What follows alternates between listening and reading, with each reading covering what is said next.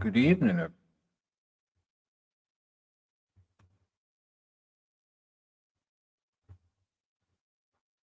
How you doing? Doing a mic check.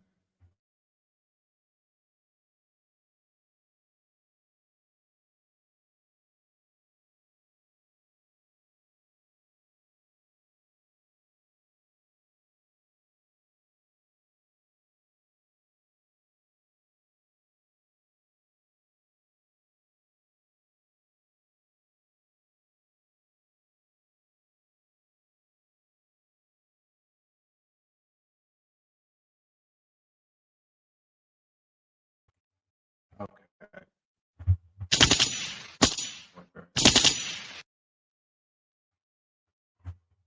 All right.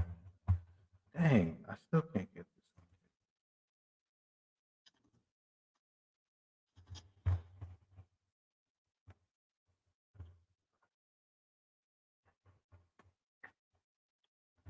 Okay, so uh, welcome to the show. I'll say here to just kill some time.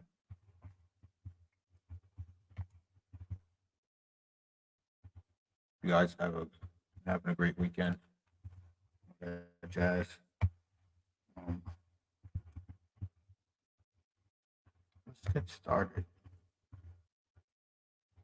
So I write music reviews, and every once in a while, I actually put them out. So let's talk about this R&B album by a gentleman named Q. Okay. This album came out as called Soul Present. And what I really liked about it, that it had a nice 80s vibe, um, R&B. I got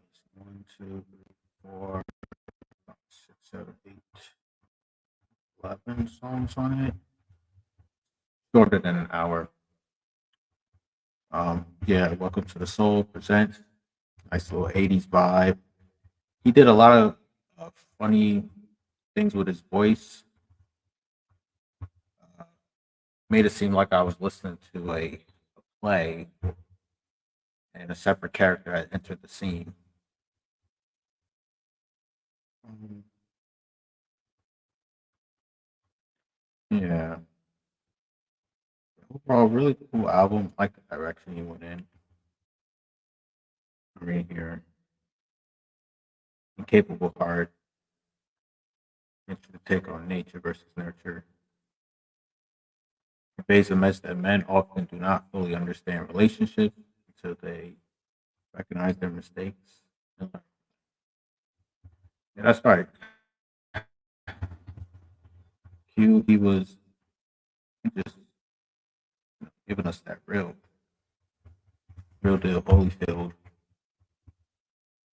and his commentary about gender dynamics was quite interesting.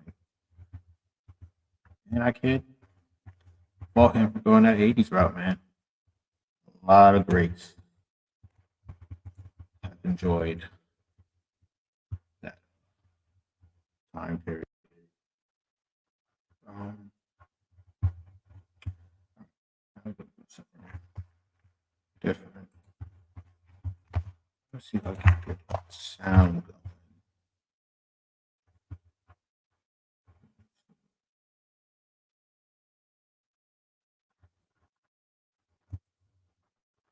Doing it live.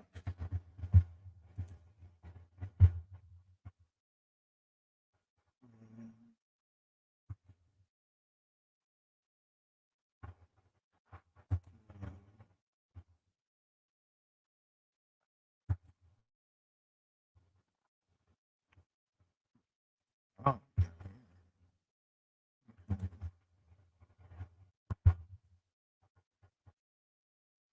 think this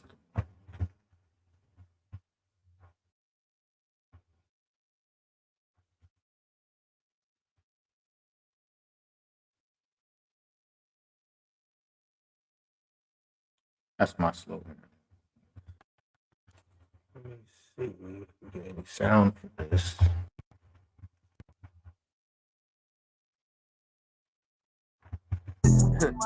I stay ready, I don't gotta get ready. Wake up every day feeling like the best day ever. Blackjack boots, I'm stepping. We got the studio smelling unleaded. I can make the trap jump like it's one legged. When I say trap, we trapping these hogs and selling these heifers. I came up off hamburger helper. Mama ain't raised no failure. All of my partners blue collar, we stick together like a weld. Hey fellas, I'm from that crooked left. Name somewhere else does it better. I dare you, I don't care who tell it. And it's chestnut. Me and my fellas got hella endeavors. Flipping these chickens like Chick-fil-A, my pleasure. I'm on a whole new level. I got my mind on the tender. I'ma ride from my real ones side by sides and four wheelers. I got mud on my fenders, yeah.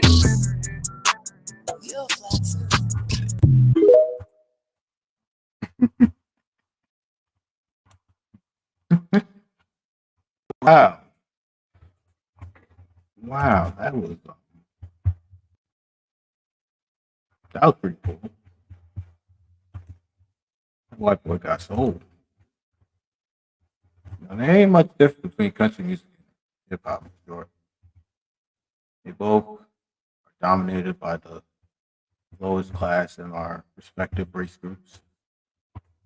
And man, love me some good drums. Let's move on to the next slide before I get into mine. 5 signs of masculinity. I'm gonna keep drifting over here. Okay. All right. Let's go over to conservative Twitter.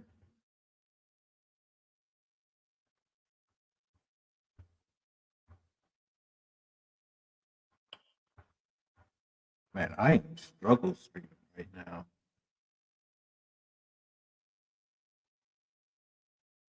Oh man, I gotta check the RAM. What am I doing? This is crazy.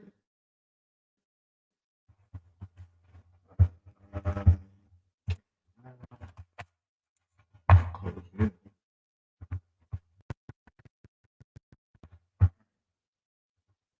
Okay, Matt Walsh. If you don't know Matt Walsh, he is I'm saying washed or wall. Matt Walsh, the conservative commentator, most notably at the Daily Wire. I don't watch his show that often or follow him, but lately he's been giving dating advice. Just want to comment on what he said here. The question is, what might you ask on a first date to determine their IQ? Hold on.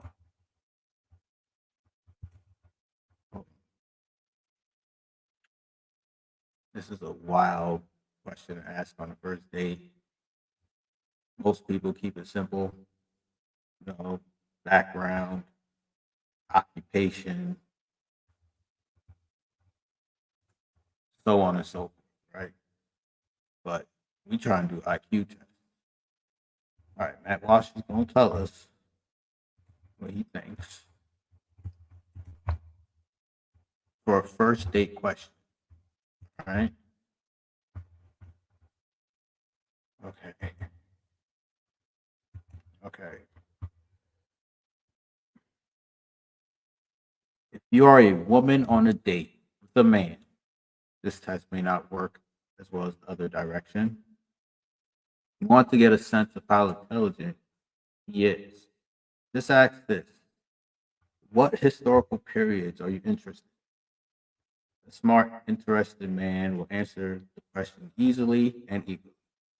Excited that you asked, but if he can't answer it or say something vague or name some historical subject but can't explain why he finds it so fascinating, that's a very good sign that you're on a date with a shallow, curious, dumb, boring guy who doesn't read.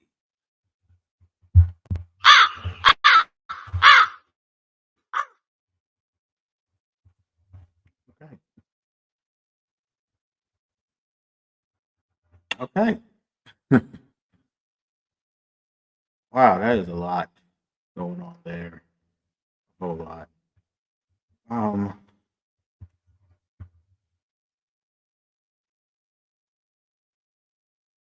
if you're a woman on a date with a man, so this is the advice he's given to women on how to pick up guys, not the other way around. Well,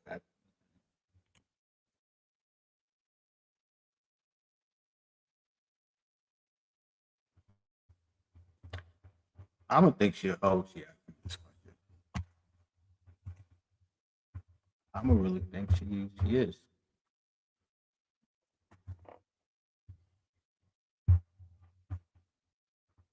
That question is just too much for a first date.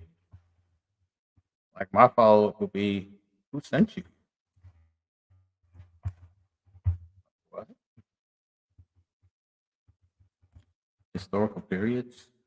Matt Walsh, what historical period are you fond of? Mhm. That's what I want to know. I'm not going to assume, since you're conservative, that you are racist. I wouldn't make that assumption. You would be right. You be on that border. You be teetering that border. Okay. But how important is IQ for a first date? First off, this question is a little racist. So, like, who even wants to know? Like, men are not interested in girls' IQ. Matter of fact, he's better off keeping things as simple as possible. He's not interested in those things. He's interested in things that are tangible, that you provide. So, if he's smart, he should be giving you those traits, but you know, I don't like the same. So that first video was pretty cool, pretty well. We'll keep it rolling. Almost at the point of all this,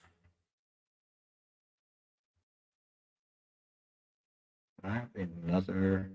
Oh, let's have a little bit of fun here. I like great sportsmanship. I like when women come together for things that are bigger than themselves. Honorable trait.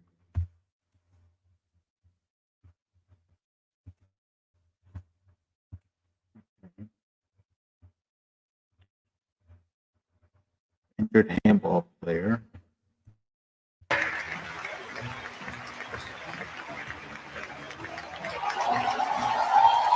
Oh, okay.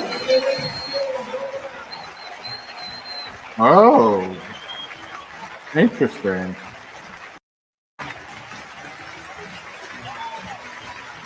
Hey, bravo, bravo. That was really, really nice of her. But I want you guys to take a look at her face here.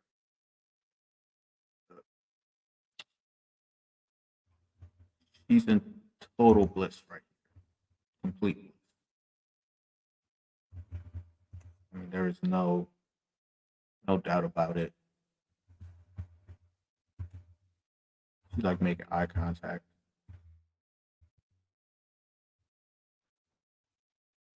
Then yeah, she smells her a little bit. So I mean, I don't get out much. All right. Who arranges this? Hmm. Now I want to get cereal. All right, let's like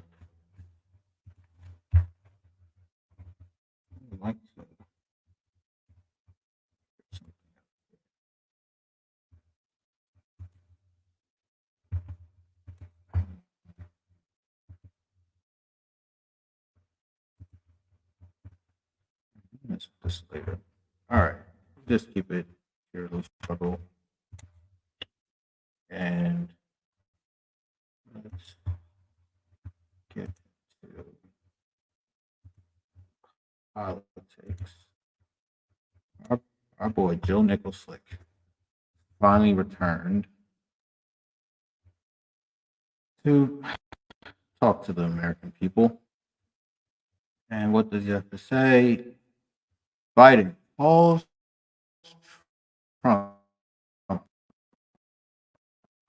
genuine danger to American security. First interview since interesting headline. Something else also happened since the last time I heard this guy say words. But a quick read. Our boy David Artavia. Sorry if I'm mispronouncing that. President Biden sat down on Wednesday, CBS News Sunday morning, Robert Costa at the White House in his first interview since announcing his decision and his reelection campaign and endorsed Vice President Kamala Harris as the Democratic nominee for president.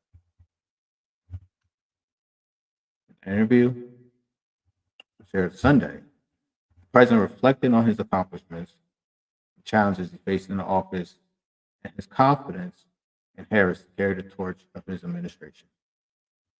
I I think they're using confidence there as a way of mercy. Let's see here. Let's get back down to what he said. Ah, yes. He's not confident there will be a peaceful transfer of power if former President Donald Trump loses the election to Harris in November. Okay. It means what he says, right, instead of Trump. All the stuff about if we lose, there'll be a bloodbath. It'll have to be a stolen election. Okay. And if he does win, he'll be a genuine danger to American security. I mean, the guy was president before. None of these things happened. But he was confident. But that's the main part. But there's more to this article that was more interesting to me on why he dropped out. Biden said his decision to drop out of the 2024 presidential race was in part due to pressure he faced from Democratic colleagues. Polls we had showed that it was a neck and neck race, which would have been down to the wire, he said. But what happened was, none of my Democratic colleagues in the House and Senate thought I was going to hurt them in the races. And I was concerned if I stayed in the race, that would be the topic. You'd be interviewing me about what did Nancy Pelosi say? Why did I do so and so? And I thought it would be a real distraction. The number one. Number two, when I ran the first time, I thought of myself as being a transition president. Okay. So, to sort of read in between the lines with his reason why he dropped out, it was a coup. It was a coup. he was okay.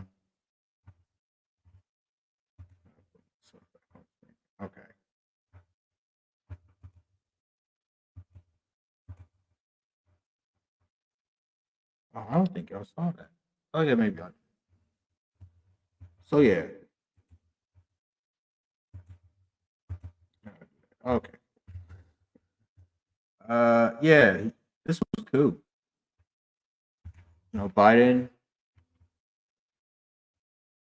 you know, is sick or something's wrong with him, and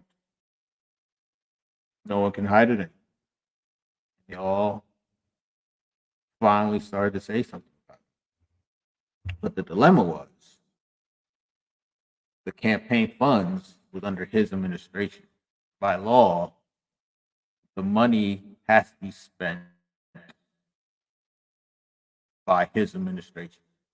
So he had to pick compromise. Like it was not no other way around it. Besides, they gave him no choice. Allegedly, maybe he's in a deal like this. I don't know. But he's been busy. I think he said some more stuff. Hold on. Respect there. What about this? All right, nice. On his health, I don't care about that. I want to hear him talk. What about this Waltz guy? Mm.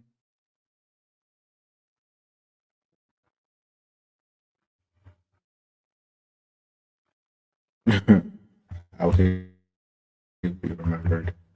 Yeah, so that was basically it. Not bad. Our guys are cool. You know, Israel is Israel and Israel things. Uh, but won't be remembered for leaving millions of dollars of military equipment in a region that is going through a lot of conflict. Won't be remembered for that. Just that they ain't put up a sign that said Joe did it. Wow, what a guy. What a guy. Okay, I think that's enough stalling. For too long.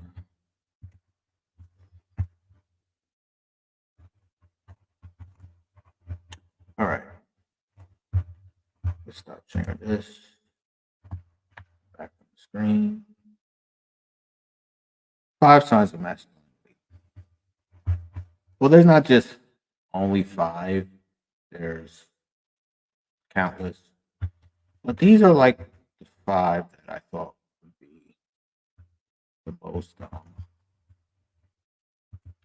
essential. Um, let's check the stuff here.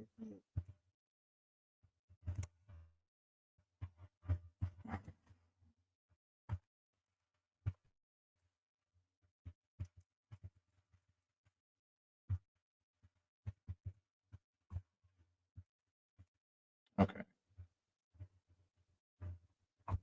so where my notes at? This will look so much better post op. Okay, number one would be the basics, right? What are the basics? Running, jumping, climbing, fighting, and fucking. These are the most basic traits that all men have, and we should all do our best to build on them, master them, and find purpose or uses for them. All right. Number two, very simple, learning how to read between the lines. Now, there's going to be many times where reading between the lines help you come to conclusions quickly, which I'll get onto, I'll talk about later. But you want this skill of reading between the lines because not everybody's intentions are pure. Not everything is true. There may be always be a alternative motive to anybody's actions, even mine. Just doing this because I'm broke. Now, in the Biden story, where he talked about reasons why he left office, he said he was pressured by his Democratic colleagues. This is a nice way to say that it was a coup. And he understood the risk. He understood what he was going to get out of it. They made him a deal that he couldn't refuse. If you're into them conspiracy bags, you know how the DNC gets down sometimes. Number three,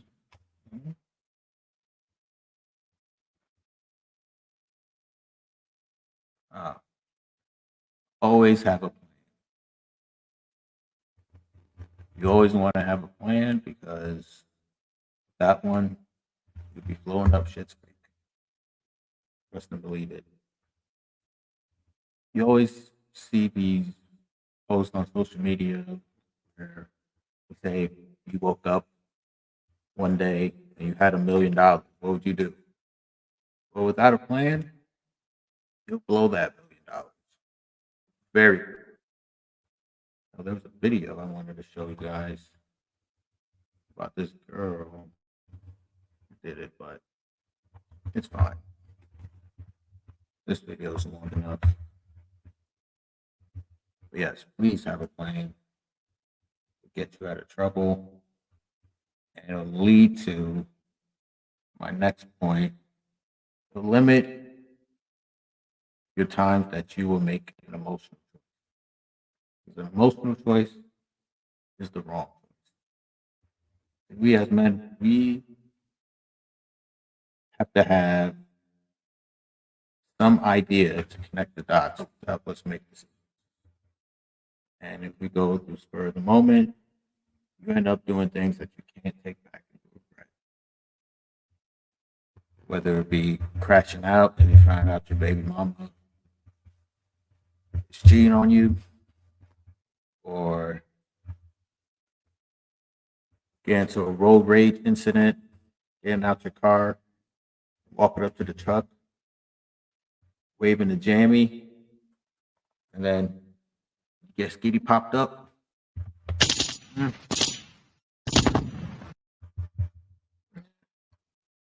Do that. So having a plan, or at least having a systematic approach, you'll make less emotional decisions and fast. You gotta be able to think on your feet.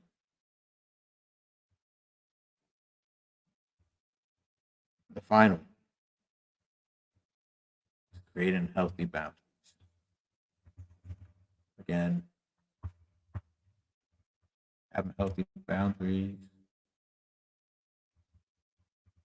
is absolutely simple.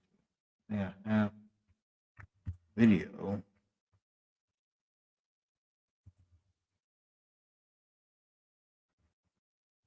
Thought I could do this. But yes, your relationships, your work life, your personal life, you create these boundaries, and you're doing yourself a favor and everyone around you a favor. Knowing what you like, knowing what you'll tolerate is the best tool that any man can have. Now, let's watch this video. I think this lady says it in a really elegant way. I even started sharing it. Oh, no, not in a minute.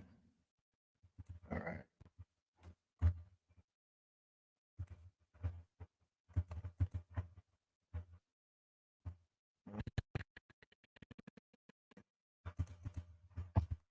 Something like saying, okay. All right.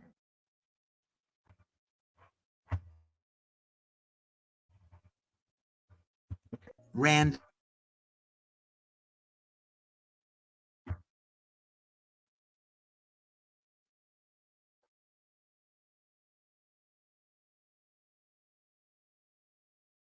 you can only live one life. If there was some magical way that I could live a life as somebody who's had 3 kids and somebody who hasn't had kids, maybe I can make a comparison. But you don't have that available to you. So I say to my students, should you go to Harvard or should you go to Yale?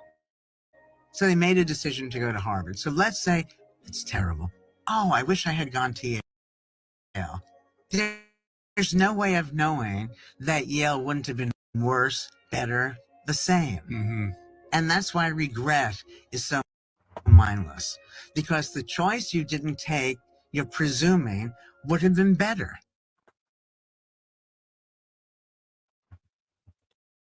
All right.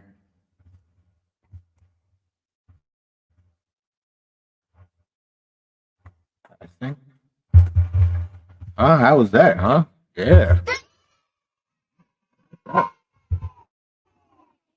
I like that. We always worry about the choices we make and just overthinking everything. And not just like, rolling the dice, take a risk, man.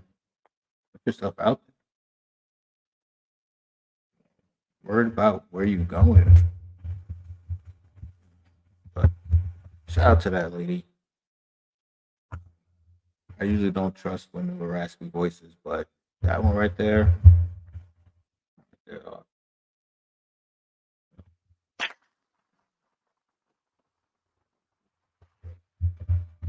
All right, that's the end of this presentation. I will edit this tomorrow. Make probably some other videos. All right, you guys have a good night.